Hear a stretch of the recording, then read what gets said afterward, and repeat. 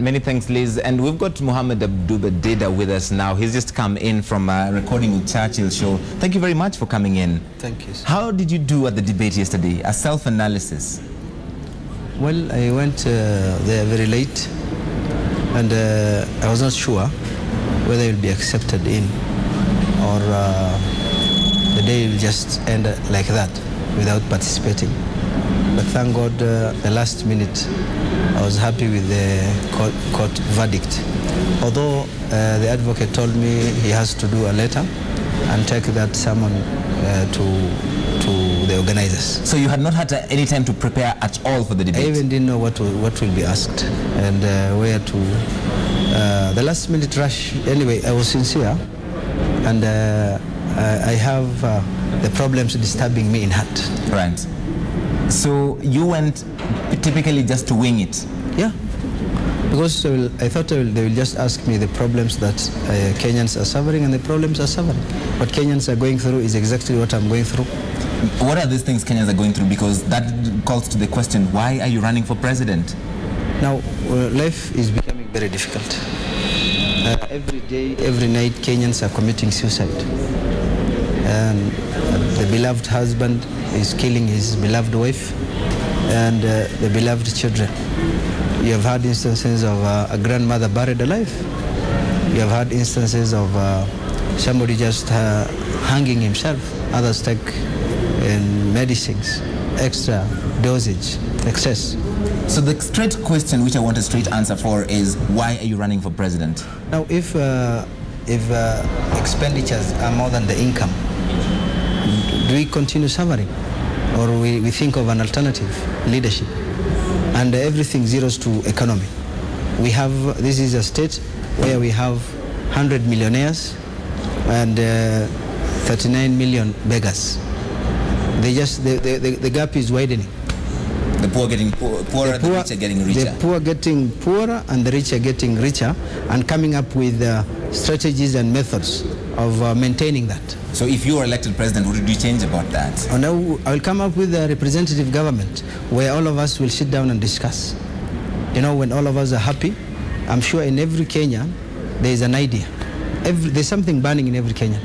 But there's that room where we can sit and discuss and come up with and actually exhaust the talents and potentials of every Kenyan is not there. How did a humble former teacher decide to run for the biggest office in the land? You said each one of us at the debate has a unique thing, but your unique thing is certainly running for president. Well, I don't see it big. From the day I went to primary and secondary, one thing that interested me was service to humanity. And as a teacher, I served a group. And I think if I get to that office, I will have still to serve humanity in a better position. What did you teach? Well, my teaching subjects are English literature, that is integrated, and religious studies. So that is why you were telling us about stylistic devices yesterday? Yes, stylistic devices and governance. You know, we handle and analyze governments in literature. We have seen corruption in states, but what we formally tell students is informally, non-formally affecting us in our offices and in the environs. What is your occupation now? Well, I'm a teacher. I just said I was teaching a class of 40, and I'm now ready to teach a class of 40 million. So do you still make a living out of teaching? No. What do you do? You know, as a teacher, I was paid by the government, but currently, when I left teaching, I tried some businesses. One in Northeastern, 70% of the livestock in Kenya originates from Northeastern. But because of the harsh climatic conditions, they are dying. So you can get one goat for 700 shillings. So you are a livestock farmer? Listen, plus transport. I was moving these animals from Northeastern and taking them to Taveta County. They fatten and I sell them for 10,000 shillings. That's one. Two, we have fish farming in Lamu County, Mombasa County, Kakamega, Turkana, and Kisumu County. And the doctors are encouraging that we need to avoid or reduce the intake consumption of the red meat. So what they're saying is we need to think of taking chicken or fish. All right. So we were buying a kilo of fish for 50 bob, bringing it to Nairobi for 300 shillings. A very tidy profit. So those are the two things you're involved in? And labor export. And labor export. To where? To the Middle East. To Saudi Arabia? Yeah. Kenyans have had a lot of problems in Saudi Arabia. My returns in the Ministry of Labor is zero, nil, because the terms were not favorable. Yeah. You've become quite a phenomenon on social media. I don't know if you've seen any of them, and indeed around the presidential debate. And our Peter Mwangangi has been looking at the attention that social media paid to that last debate, specifically with Mohammed Dida, but really everything else regarding that debate and the quirks from there. As millions were glued to TV screens in different parts of the country and the diaspora watching the debate, others were busy tweeting and posting on their Facebook pages and other social media platforms. The outcome is an incredible show of creativity and imagination. The craze started out on the small matter of what hashtag to use for the debate on Twitter. One of those most talked about concerning the debate is Mohammed Abduba Dida. You eat every githeri and then there is no space for water. You need to give a third water, a third food, and then a third breathing space. Some Kenyans took the statement literally. Others created an alternative, a chocolate bar. Abduba was also likened to the hilarious main character in the movie The Dictator, which was released in 2012. Yet others crowned him the king of comedy, perhaps prompting Churchill, the proclaimed king of Kenya's comedy, to tweet welcoming him to comedy should he fail to clinch the presidency. On the contrary, should he become president on March 4th, this is how they envision the currency to look like. However, though, the new constitution does not permit having the president's face on the currency. A parody Twitter account has already been created for Abduba, and by the time of preparing this report, it had over 1,500 followers. Moreover, there are more than 3 Facebook accounts created under his name, and it was not Abduba alone who was the recipient of such in the social media. But I know that it will pose serious challenges to run a government by Skype from The Hague. Again, this one was taken literally. Paul Muita was pitted against King Julian, the character on the animated program dubbed Madagascar. Others went on about how they suppose Olekiapi's toothbrush to look like. And yes, the debate's DVD is already out, only that this time it's not from the event moderators, but from elsewhere in River Road. Talk about measuring on the minus. And Kenyans went on and on about the presidential debate. One thing is clear though, that creativity is at its most elaborate. Peter Mwangangi, NTV.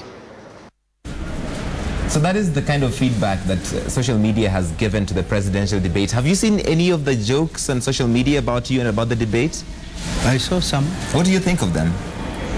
Well, what matters is their decision in the ballot box. You hope they vote for you? I think that was just 3 hours debate. I think I will get time to move around and talk to them. What do you think are your chances, realistically, of winning?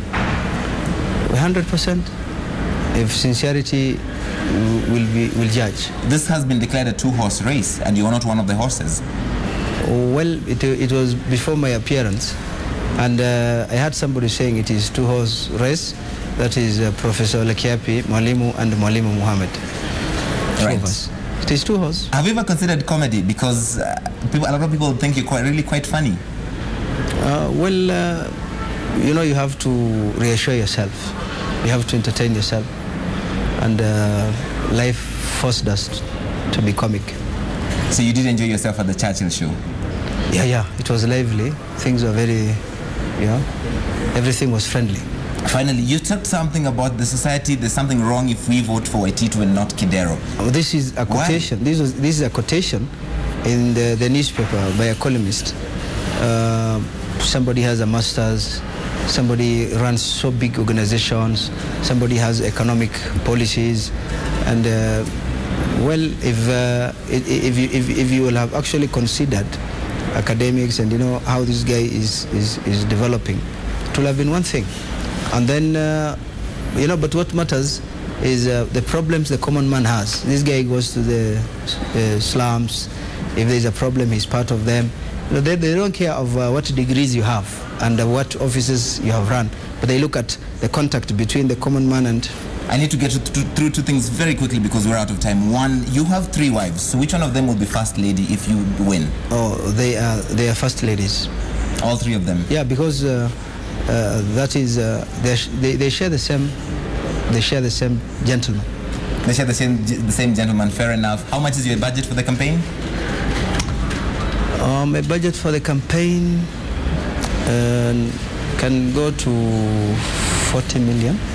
And mostly logistics. Where is this money coming from? From Kenyans. If 1 million Kenyans will spare 1,000, that's $1 billion. All right, so there we have it. Mohammed Dida of the Alliance for Real Change. Why is this spelled with a K, yet it's supposed to be a C? Well, this is phonology. It is, we didn't name the party by a banana or a table or a chair. We just wanted something attractive, and it is Alliance for Real Change. Now the abbreviation is ARK because phonologically K, C, and Q have the K sound.